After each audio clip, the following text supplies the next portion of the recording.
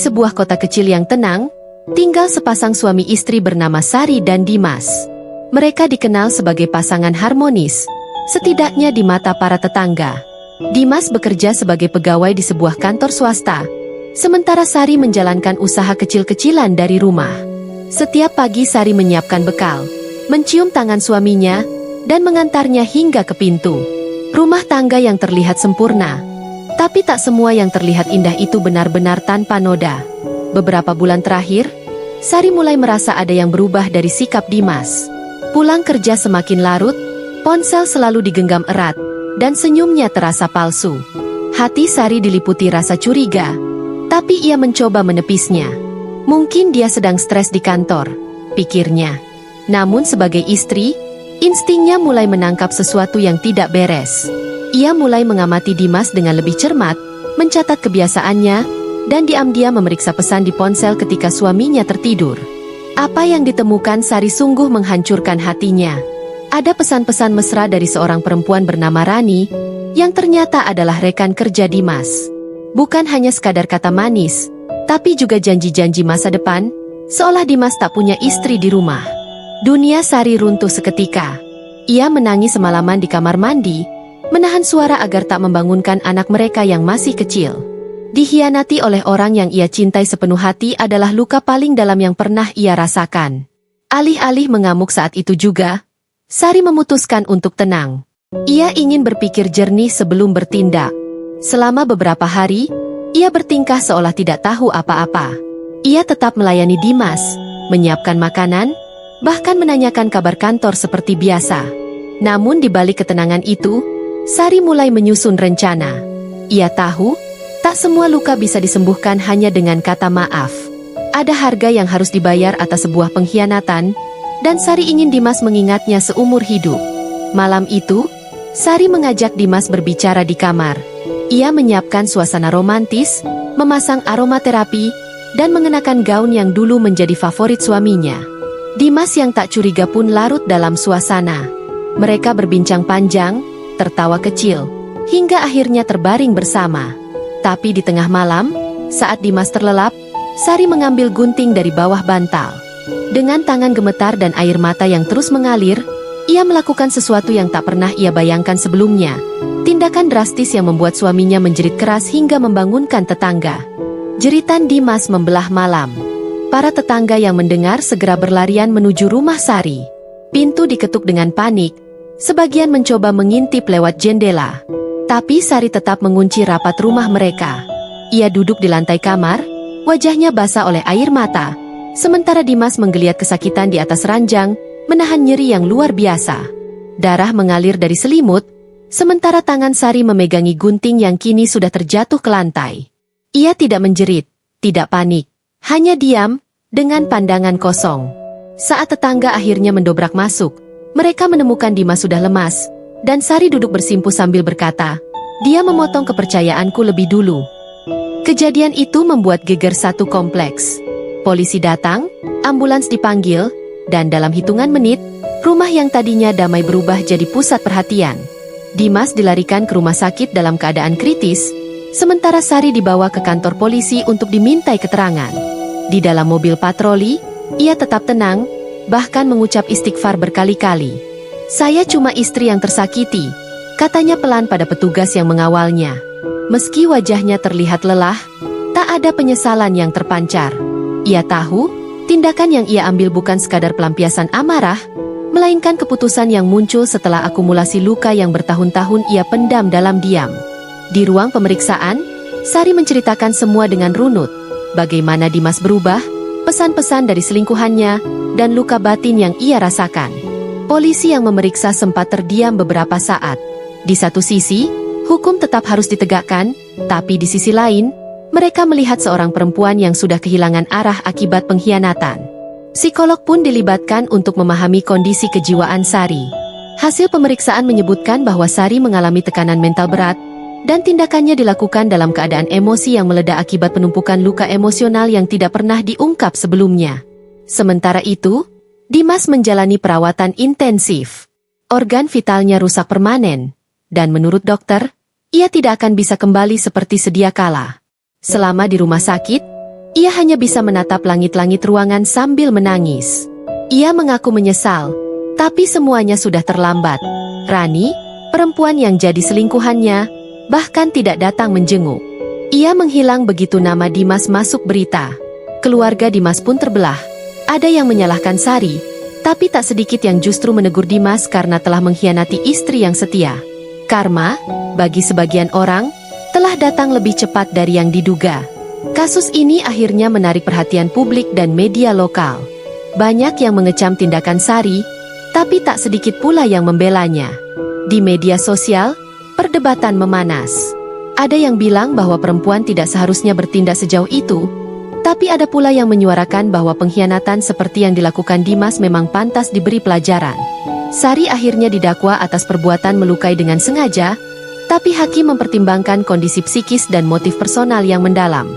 Vonisnya ringan, 1 tahun rehabilitasi psikologis dan wajib lapor. Banyak yang menganggap itu adil, karena hukuman terbesar sesungguhnya sudah ia tanggung dalam batin. Setelah vonis dijatuhkan, Sari kembali ke rumahnya dengan pengawasan ketat dan kunjungan rutin dari psikolog. Rumah yang dulu hangat itu kini terasa kosong dan dingin. Foto-foto keluarga masih tergantung di dinding, tapi pandangannya pada setiap kenangan sudah berubah. Ia sering duduk di teras sendirian, memandang jalan sepi di depan rumah sambil memeluk lututnya. Anak mereka, Adi, kini tinggal bersama neneknya. Sari belum diizinkan untuk bertemu langsung, demi kestabilan emosional keduanya. Kadang ia menulis surat untuk anaknya, penuh dengan rasa bersalah dan harapan, berharap suatu hari kelak Adi bisa mengerti bahwa ibunya hanya manusia biasa yang terlalu lama diam dan akhirnya meledak dalam luka.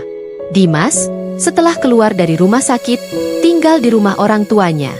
Kondisinya tidak memungkinkan untuk kembali bekerja. Hidupnya berubah drastis. Dari pria yang dulunya gagah dan percaya diri, kini menjadi bayangan dirinya sendiri. Ia menjalani hidup dengan rasa malu dan trauma, bahkan jarang keluar rumah.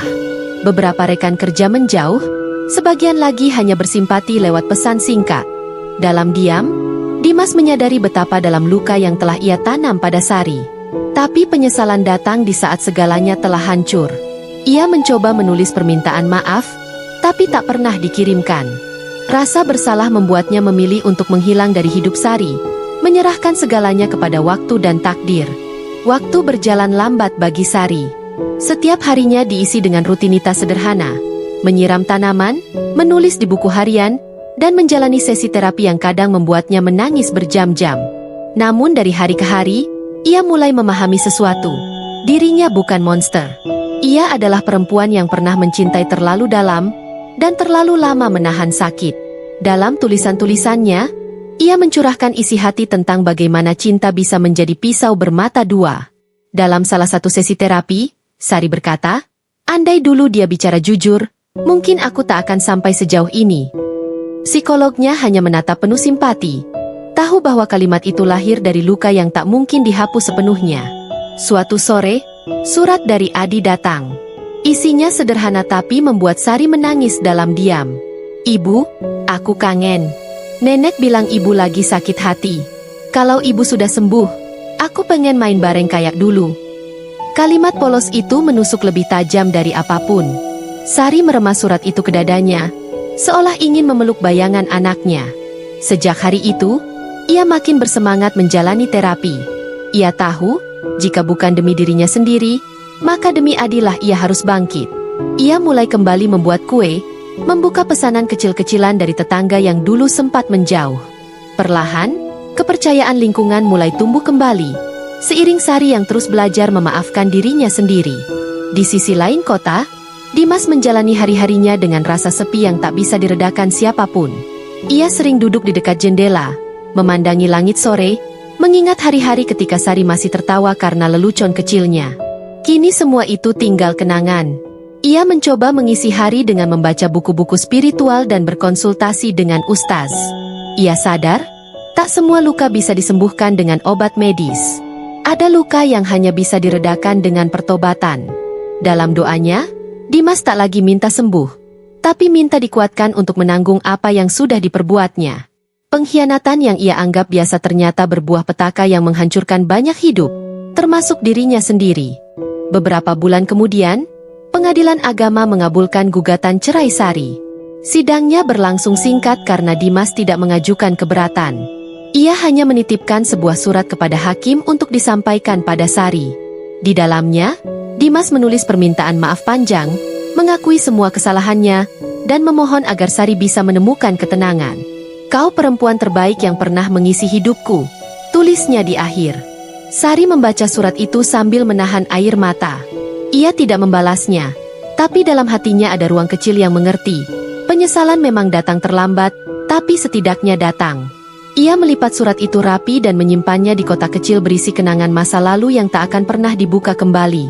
Paragraf 1. Setahun berlalu, Sari terlihat lebih kuat dan mandiri. Ia berhasil membangun kembali bisnis kecilnya, kini dengan pelanggan lebih luas karena dibantu promosi dari teman-teman komunitas perempuan yang ia ikuti selama masa rehabilitasi. Ia sering diundang menjadi pembicara tentang kekuatan perempuan, bukan sebagai pelaku, tapi sebagai penyintas. Di setiap forum, ia tidak pernah membenarkan perbuatannya. Ia hanya berbagi bahwa ketika hati perempuan dihancurkan berkali-kali tanpa suara, suatu saat bisa pecah tanpa kendali. Banyak yang menangis mendengar kisahnya. Banyak pula yang mendekatinya diam-diam, mengaku bahwa mereka juga pernah berada di ambang kehilangan kendali karena luka yang disangkal bertahun-tahun. Adi kini kembali ke pelukan ibunya. Meski sempat canggung, anak itu perlahan mulai terbiasa dengan kehadiran Sari. Mereka mengisi hari-hari dengan bermain, belajar, dan membuat kue bersama. Di setiap senyuman Adi, Sari menemukan harapan. Ia mulai percaya bahwa masa lalu tak harus mengikat langkah ke depan. Setiap malam sebelum tidur, Sari selalu membacakan cerita untuk Adi. Kadang mereka tertawa, kadang hanya saling memandang dalam diam. Hubungan mereka perlahan membaik, dan Sari berjanji pada dirinya sendiri untuk menjadi ibu yang utuh. Bukan hanya untuk Adi, tapi juga untuk dirinya yang dulu pernah hancur dan kini sedang belajar menyatu kembali dalam serpihan-serpihan ketegaran. Dimas, dari kejauhan, mengikuti perkembangan mantan istrinya lewat berita dan sosial media. Ia melihat bagaimana Sari bangkit, dihormati, bahkan menjadi simbol kekuatan perempuan. Ia tahu, ia tak punya tempat lagi di hidup Sari, tapi itu tidak membuatnya iri. Sebaliknya, ada rasa lega karena setidaknya, perempuan yang dulu ia sakiti telah menemukan cahaya dalam hidupnya sendiri. Ia menulis banyak hal di buku harian yang tak pernah diperlihatkan pada siapapun. Tentang rasa bersalah, tentang pelajaran hidup, dan tentang cinta yang dulu ia abaikan. Dimas sadar, hidupnya tak akan kembali seperti dulu. Tapi dengan sisa waktu yang ada, ia bertekad menebus kesalahannya lewat ketulusan dan doa. Kisah mereka menjadi pelajaran bagi banyak orang. Tentang cinta yang bisa menyembuhkan, tapi juga bisa menghancurkan jika dikhianati. Tentang perempuan yang tak selalu lemah, dan tentang luka yang tidak bisa diremehkan. Sari tak lagi menengok ke belakang. Ia berjalan di jalur baru yang ia bangun sendiri, dengan langkah mantap dan kepala tegak. Ia tahu, masa lalu adalah bagian dari dirinya, tapi bukan penentu segalanya.